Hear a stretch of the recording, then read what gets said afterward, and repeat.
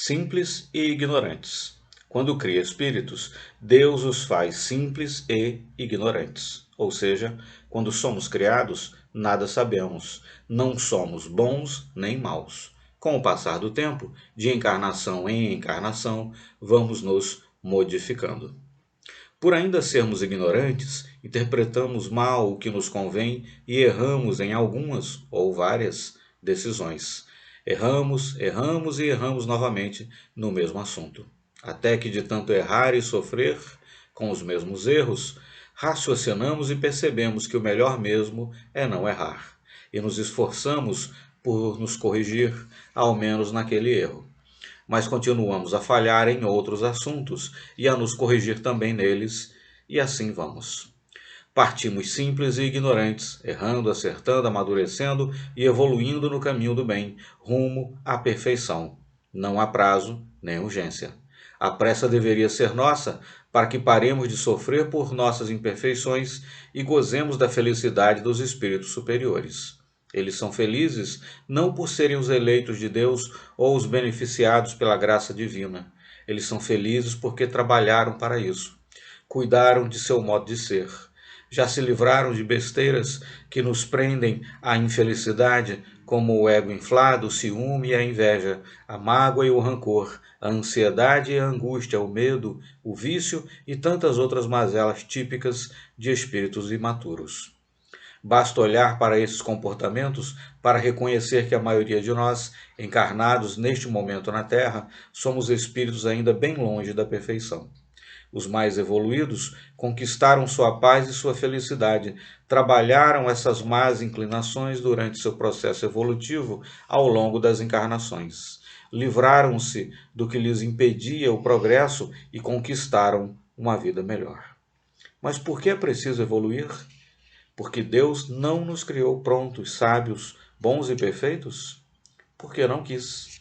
Deus, segundo o Espiritismo, quis que cada um tivesse o próprio mérito por sua evolução e felicidade.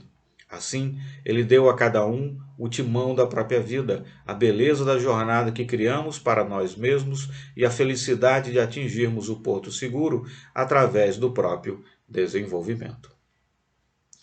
Ninguém chega a ser sábio por acaso. Sêneca.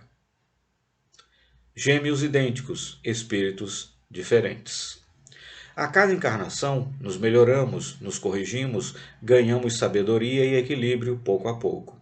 O progresso alcançado permanece conosco a cada novo nascimento. Isso fica claro quando comparamos dois irmãos gêmeos univitelinos. Apesar de seus corpos serem praticamente iguais, seus espíritos são diferentes. Um pode ser ponderado e gentil, sendo o outro completamente desequilibrado e agressivo. À luz do Espiritismo, fica fácil compreender que assim seja, pois apesar de fisicamente parecidos e formados a partir de um único óvulo fertilizado, cada um deles é um espírito diferente. Ao longo de suas encarnações, ambos os irmãos tiveram suas experiências e delas tiraram mais ou menos proveito, de acordo com a própria vontade. Talvez um deles seja um espírito mais velho, mais vivido e experiente.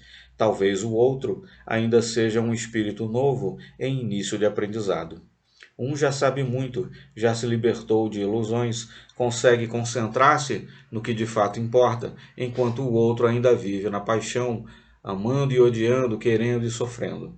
Altos e baixos, êxtase e dor. Ele também chegará lá, mas ainda precisa do terreno acidentado da terra para se educar. Ainda sofrerá as decepções que causa para si e para outros, até que aprenda o que é viver em sociedade, em fraternidade e no bem. Sabendo como esses dois espíritos são diferentes, fica fácil compreender por que tudo parece dar certo para um deles e para o outro a vida é um pesadelo. É que um, por já ter evoluído, compreende melhor os desafios e lida muito melhor com eles. O outro não, ainda sofre, bate e apanha da vida. Até que aos poucos, como todos, enfim também conseguirá mudar e evoluir em bondade, paz e felicidade. Na essência, somos iguais. Nas diferenças, nos respeitamos. Agostinho de Hipona. Deficiências. E os bebês que nascem com alguma deficiência física ou intelectual? Como o Espiritismo explica essa diferença entre os seres? Por que alguns nascem podendo exercer livremente inúmeras habilidades e outros nascem com problemas de saúde graves? Onde está a justiça divina nesses casos? Comecemos relembrando que o Espiritismo define Deus, a inteligência suprema, causa primária de todas as coisas. Se Deus é perfeito, não erra, nem comete injustiças. Então, se Deus permitiu que em nossa presente encarnação viéssemos com alguma deficiência física ou intelectual, há de estar certo e haver justiça em tal situação. A cada reencarnação, chegamos ao mundo com o necessário para que nossa experiência seja a mais adequada ao que precisamos viver. Se um de nós veio com alguma doença ou deficiência, não houve erro, não houve injustiça, e diferentemente do que se costuma dizer, é muito importante esclarecer que tampouco houve punição. O que houve foi a adequação. Então, se um nasce com, ou adquire mais tarde, alguma deficiência, há adequação e justiça nessa situação. Podemos pensar, por exemplo, numa pessoa que na encarnação passada tenha se desviado de seu caminho por conta de devassidão. Nesta encarnação, ela pode vir com alguns travos físicos ou psíquicos no campo da atividade sexual. Punição? Não. Auxílio para que não incorra no mesmo erro. Outro exemplo, um religioso ou político, excelente orador, que tem usado sua habilidade para, por meio da oratória, desviar inúmeras pessoas do caminho da retidão moral e do bem, que usando de sua hábil fala tenha levado milhões para onde quis, para o caminho, tenha levado multidões para onde quis, para o caminho que lhe traria mais poder, maiores lucros e benefícios pessoais. Esse espírito pode voltar na encarnação seguinte com dificuldades na fala. Punição? Não. Essa característica, tomada como uma deficiência, é na verdade uma tremenda ferramenta a auxiliá-lo nesta nova encarnação. Um freio para evitar que caia no mesmo erro do passado. Que tipo de lição aprenderíamos vivendo uma situação dessas? Humildade? Solidariedade? O valor da retidão de caráter? O que aprenderíamos vivendo dependentes da beneficência humana, da dedicação e do desprendimento alheio? Ou o oposto? O que aprenderíamos vivendo a dor do abandono? Em todos esses casos de resgate, o tempo, o constrangimento, os obstáculos e os bons e maus exemplos nos educam. Portanto, se nós somos ou se alguém de nosso convívio é portador de alguma característica especial, pensemos a respeito. Em vez de maldizer Deus ou a nossa sorte, devemos tomá-la por justiça e oportunidade de correção de rota. Essa dificuldade é, na verdade, uma abençoada ferramenta para ajudar aquele que a apresenta a não cometer os mesmos erros do passado. E se somos nós que de alguma forma zelamos por essas pessoas, compreendamos que aquele que está aos nossos cuidados é um espírito como outro qualquer, com a diferença de que está temporariamente e por uma razão justa incapacitado. Compreendamos também a nobre chance que nos é dada de praticar o bem e de aprender. Não desperdicemos tamanha oportunidade de crescimento com revolta ou lamentos. Uma vida sem desafios não vale a pena ser vivida. Sócrates. Parte 2. A vida em família. Família. É a família, pais, filhos, cônjuge, irmãos, avós, tios, primos, sobrinhos, netos, cunhados, genros, noras, que devemos nos dedicar com mais afinco.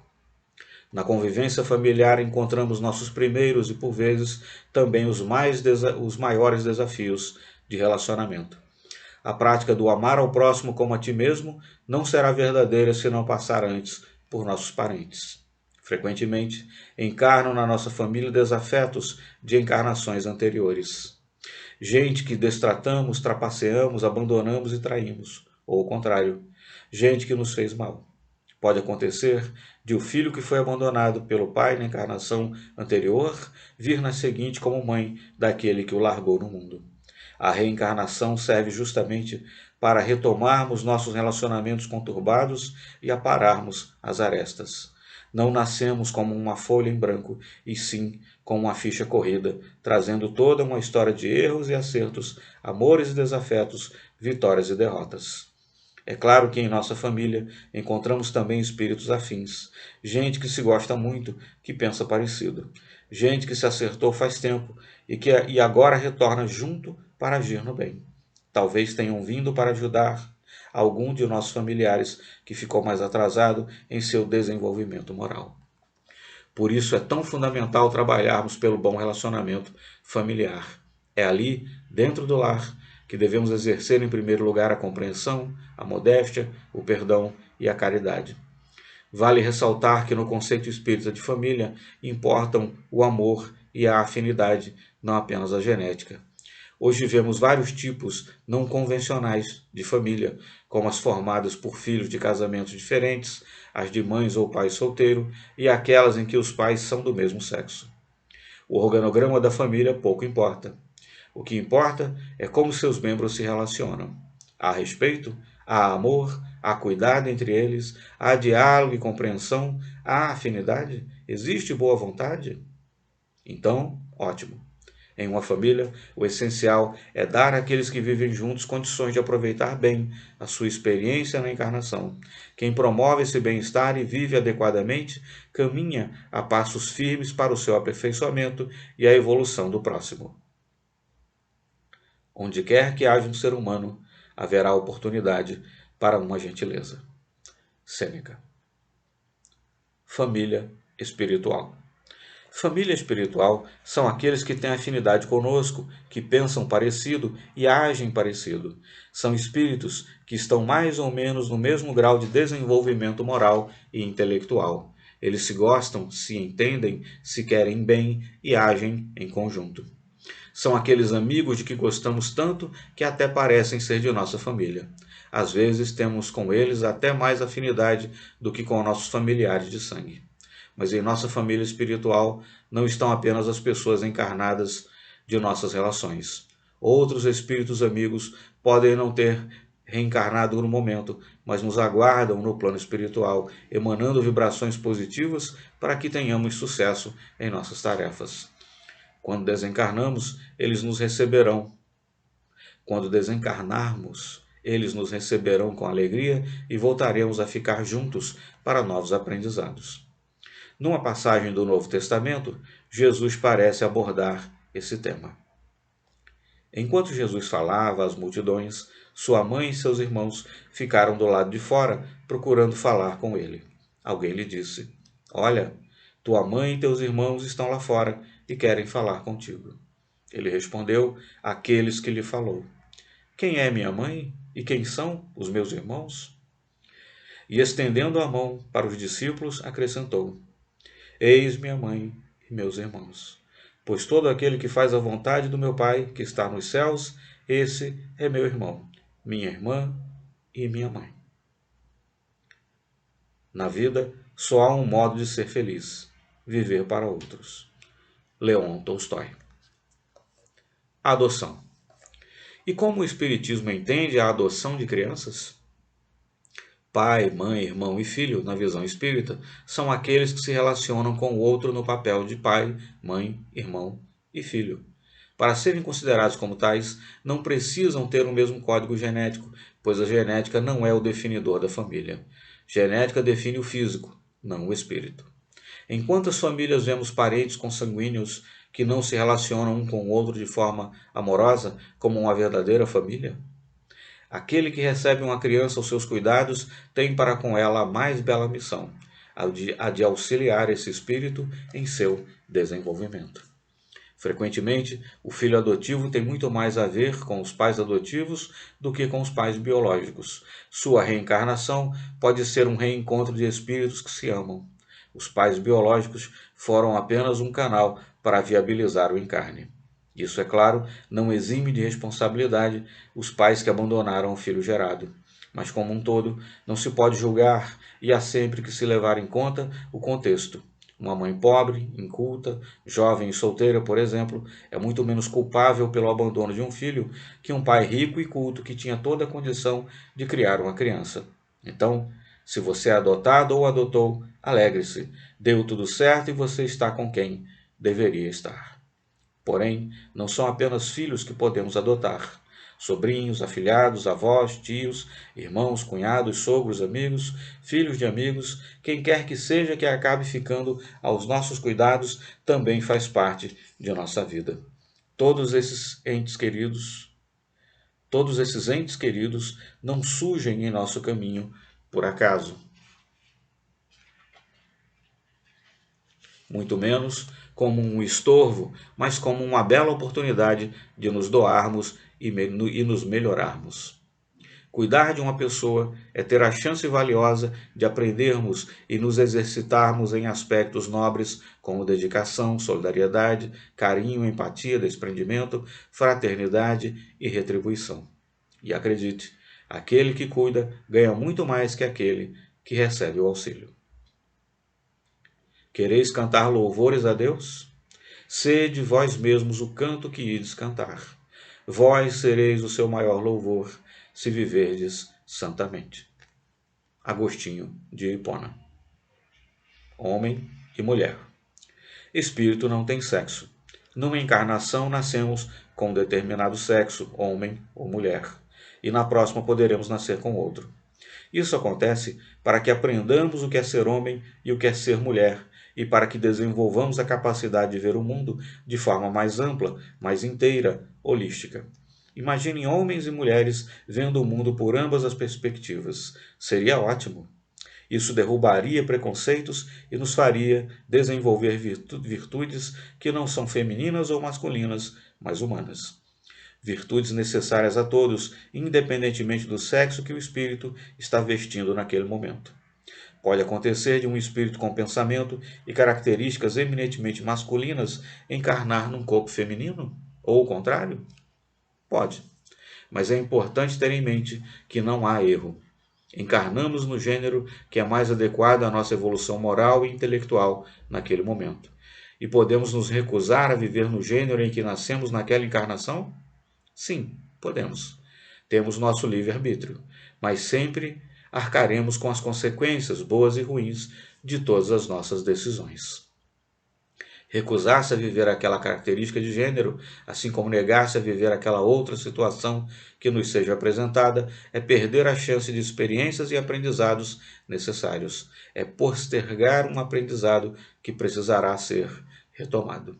O destino de todos nós, espíritos, é a evolução. Vivamos cada situação de nossa vida, sobretudo as mais difíceis. Aí mora a chave da evolução. Evitá-las é perder uma rica experiência, é postergar nossa melhora rumo ao esclarecimento e, por consequência, à felicidade. Que o caráter impere sobre os sinais morfológicos. Chico Xavier. Homossexualidade. E qual a visão do Espiritismo sobre a homossexualidade? O Espiritismo é uma filosofia bastante lógica, aberta, inclusiva e acolhedora, uma filosofia que prega o amor. Sua visão da homossexualidade usa da mesma lente. O que mais importa no relacionamento entre as pessoas? O amor. Pode haver amor entre homens ou amor entre mulheres? Evidentemente que sim. Lembremos que homens ou mulheres somos todos espíritos. Então, a visão espírita sobre o tema é que se há amor no relacionamento, pouco importa se nesta encarnação as pessoas envolvidas se apresentam como homens ou mulheres. Se dois espíritos se amam e decidem viver juntos, está tudo certo. As perguntas que cabe fazer quanto ao casal homossexual são as mesmas quanto ao casal heterossexual. Eles se amam? Se respeitam? Respeitam os outros? Trabalham pela humanidade? Buscam o bem? Se assim agem, onde mora a imoralidade nesse relacionamento? E como o Espiritismo entende a adoção de crianças por casais de pessoas do mesmo sexo? Fora da caridade não há salvação, é a máxima do Espiritismo. Ora, o que é uma adoção senão um ato de amor e, por consequência, de caridade? O que é a adoção senão uma bela oportunidade dada por espíritos a outro espírito? A adoção, frequentemente, é o reencontro de almas que se amam. Antes de tudo, o amor. A felicidade do que ama está na felicidade do amado. Agostinho de Hipona. Divórcio. Primeiro convém lembrar que no Espiritismo não existe cerimônia de casamento. Acreditam os espíritas que o amor entre duas pessoas basta para que fiquem juntas. O espiritismo entende a frase "o que Deus uniu, o homem não separa", como o que foi unido pelo amor, que é algo divino, o homem não deve separar. Ou seja, numa relação em que há amor entre as partes, seja um casal heterossexual ou homossexual, ou namorados, ou mesmo no amor que há entre filhos, pais, irmãos, primos, avós, amigos, o que seja, ninguém tem o direito de separá-las. Mas e o divórcio? Se a separação do divórcio acontece quando já não há mais amor entre ambos, na visão do Espiritismo, ela não é imprópria.